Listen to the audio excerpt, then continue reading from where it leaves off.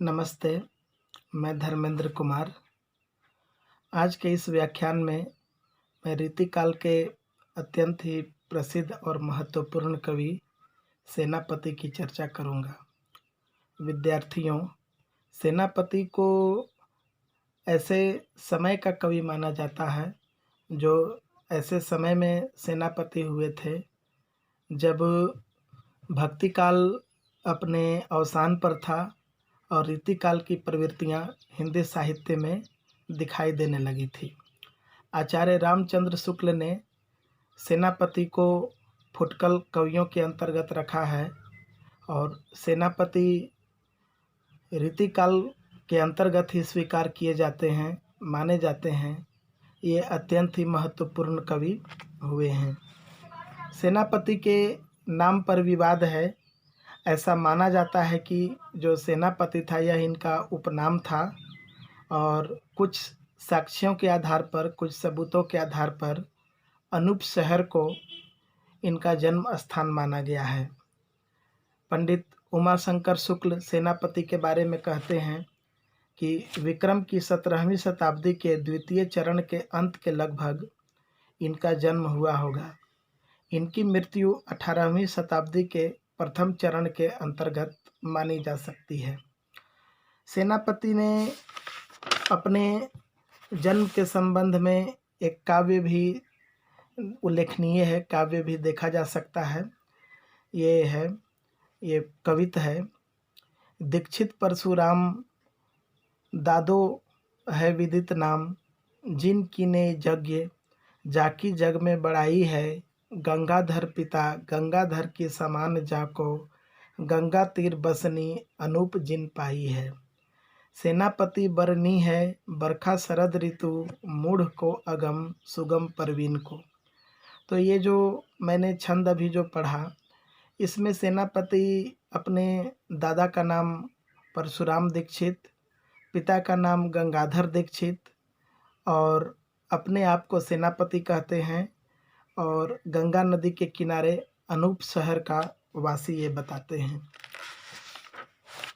तो ये जो सेनापति हैं, सेनापति द्वारा रचित 2 काव्य ग्रंथ बताए जाते हैं, जिसमें प्रथम काव्य कल्पद्रुम है और दूसरा महत्वपूर्ण जो ग्रंथ है वो कवित रत्नाकर है।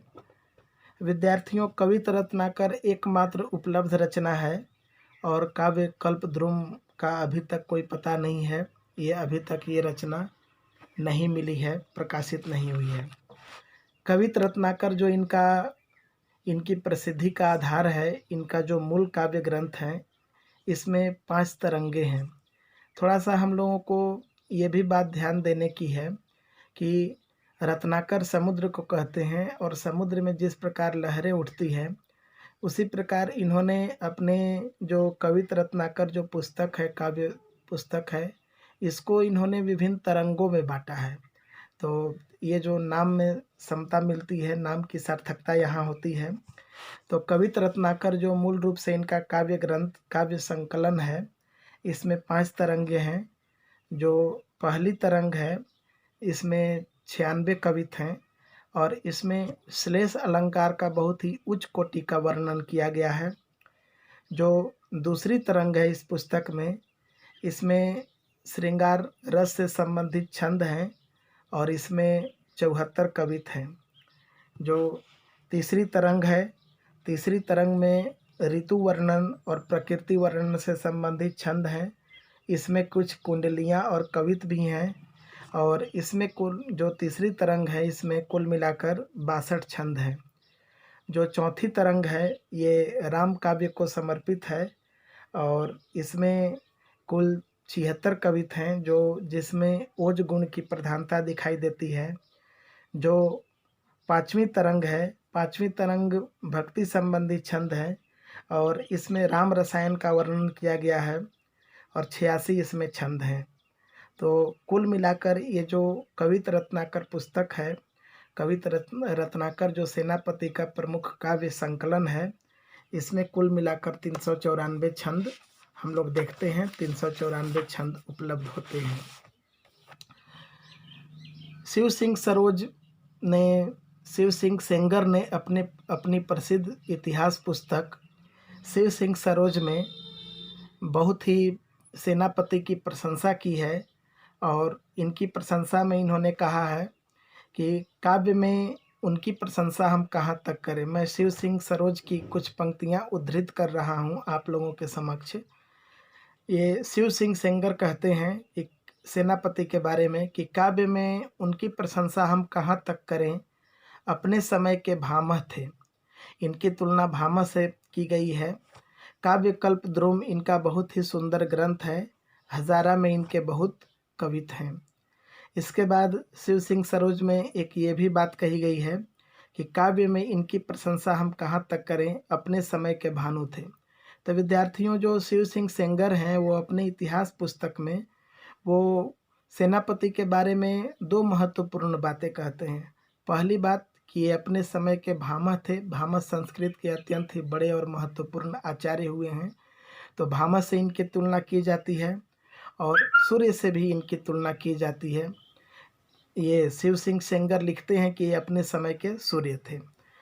इसके बाद मिश्र बंधुओं ने सेनापति को बहुत ही अपने इतिहास ग्रंथ में बहुत ही ऊंचा और महत्वपूर्ण स्थान दिया है।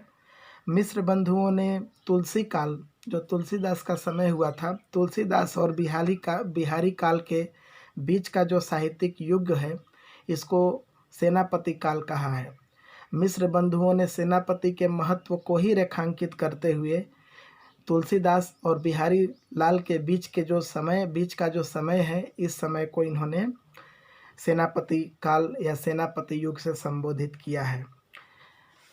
मिश्र बंधु विनोद के पृष्ठ संख्या 232 में ये मिश्र बंधु लिखते हैं कि महात्मा तुलसीदास के पीछे हिंदी में 6 महाकवि थोड़े ही समय में हुए, यथा सेनापति, बिहारी लाल, भूषण, मतीराम, लाल और देव। इन सत कवियों की पीयूष वर्षिणी वाणी ने हिंदी जानने वाले संसार को पूर्णतया आप्लावित कर दिया और हिंदी साहित्य भंडार को परिपूर्ण किया। इनमें से सेनापति और लाल प्रथम श्रेणी के कवि हैं और शेष 4 तो नवरत्न में परिभाषित हुए हैं। हिंदी कविता के लिए इतने गौरव का कोई अन्य समय कठिनता से ठहरेगा। कहने का आशय यह है कि जो मिश्र बंधु भी हैं, मिश्र बंधु सेनापति के काल को गौरवपूर्ण काल मानते हैं और इन्हें अपने हिंदी साहित्य के इतिहास में, अपने साहित्य के इतिहास में बड़ा ही ऊंचा दर्जा देते हैं। विद्यार्थियों, सेनापति का नाम जिस कारण लिया जाता है या सेनापति को जिस कारण हिंदी में स्मरण किया जाता है, वह इनका सौंदर्य संबंधी और प्रकृति संबंधी चित्रण है। प्रकृति का अत्यंत ही मनोहारी चित्रण रीतिकाल में सेनापति ने जिस प्रकार किया, वैसा अन्य कवियों में दुर्लभ है। रीतिकाल में कवियों ने जो प्रकृति का चित्रण किया, सेनापति को छोड़कर बाकी अधिकतर कवियों ने, उन्होंने प्रकृति का चित्रण श्रृंगार भावना के उद्दीपन के लिए किया। लेकिन सेनापति रीतिकाल के उन दुर्लभ कवियों में हैं जो आलंबन के रूप में प्रकृति का चित्रण करते हैं और प्रकृति के वास्तविक सौंदर्य को हमारे सामने रेखांकित करते हैं, हमारे सामने प्रस्तुत करते हैं। एक उदाहरण द्रष्टव्य है। एक उदाहरण मैं आप लोगों के समक्ष प्रस्तुत करने जा रहा हूँ। तरुनीके फूले विविध, तरुनीके फूले विविध, देखी भय भयमंत। तरुनीके फूले विविध, देखी भय भयमंत, परे बिरह बस काम के, लागे सरस बसंत। लागे सरस बसंत, सघन उपवन बन राजंत। कोकिल के कल गीत, मधुर सेनापति साजत। तजे सकुच के भाऊ, भाऊ तजी भान मणि के। सुरनर मुरी सुख संग, रंग राचौ तरुणी के। इसी प्रकार ये वर्षा ऋतु का वर्णन करते हैं। वर्षा ऋतु का अत्यंत ही मोहक और आकर्षक चित्र प्रस्तुत करते हैं। बरसत घन गरजत सघन, देखिए अंत्यानुप्रास की कितनी अच्छी छटा है। बरसत घन गरजत सघन, दामिनी दीपय आकाश। तपती हरी सकलौ करी, सब जीवन की आस। आगे सेनापति कहते हैं, सब जीवन की आस, पास पास नूतन तीन अनगम, शोर करत पिक मोर, रटत चातक बिहगन, गगन छिपे रविचंद, हरस सेनापति सरसत, उमगी चले नद नदी, सलील पूरन सर बरसत।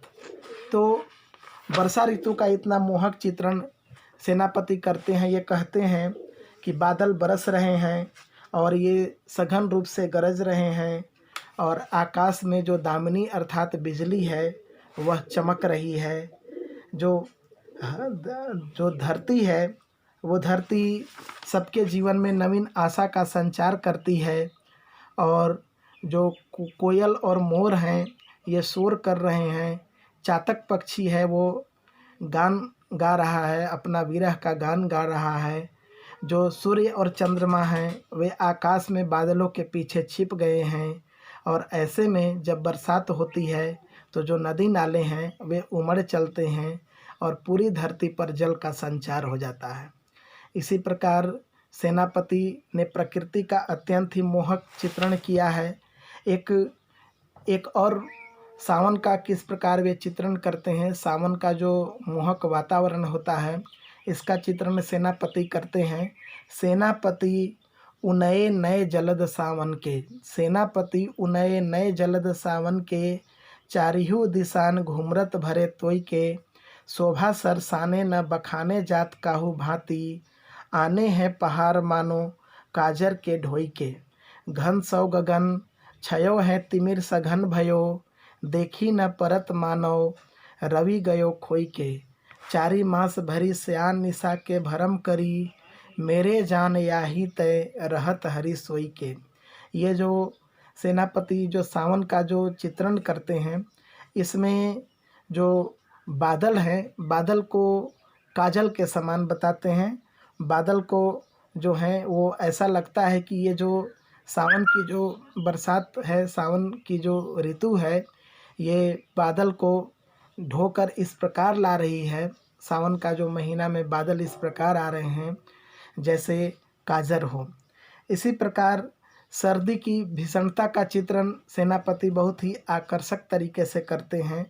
उदाहरण प्रस्तुत है, धूम नैन बहे लोग आगी पर गिरे रहें, कि आंसुओं से जो बरसात से जो धुआं उत्पन्न, ये जो आग से जो धुआं उत्पन्न होता है, इस आग से उत्पन्न धुएं से लोगों की आंखों में आंसू आ जाते हैं, लेकिन ये आग को तापना छोड़ते नहीं हैं। ये धूम नैन बहे लोग आगी पर गिरे रहें, हिये सौ लगाई रहें नेक सुलगाई के, मानो भीति गनी महाशीत तय पसारी पानी, छतिया की छाह राख्यो पाउक छिपाई के। लोग पावक अर्थात आग को अपनी छाती की छाह में छिपा कर रखते हैं। तो इसी प्रकार सेनापति की जो भक्ति की भावना है, सेनापति ने किस प्रकार चित्रण किया है, इसकी थोड़ी सी चर्चा मैं करना चाहता हूँ।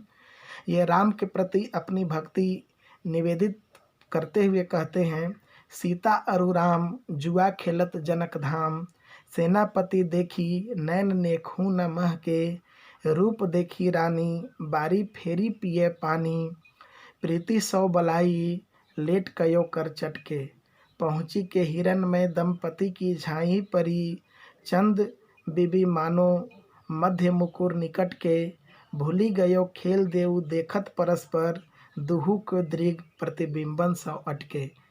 इसमें कहा गया है कि राम सीता की जो आंखें हैं एक दूसरे के प्रतिबिंब में अटक गई है और ये खेल को भूलकर एक दूसरे से को परस्पर देख रहे हैं।